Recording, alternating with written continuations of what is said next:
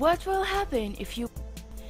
Hello friends, I hope you have a happy day and full of happiness. Today, I will share with you a new video, special and effective.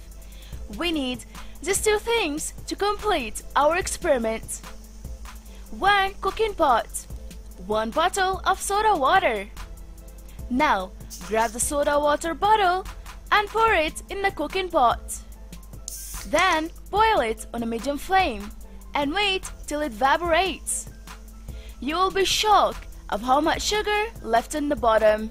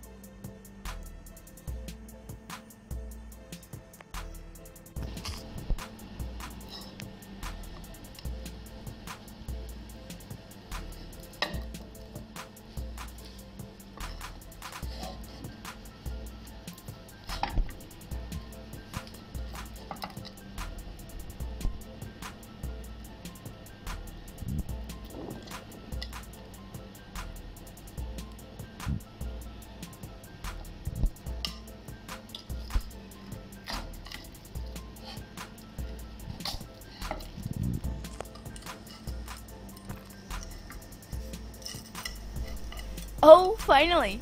I hope this video helped with you. Please share this video with your friends and family.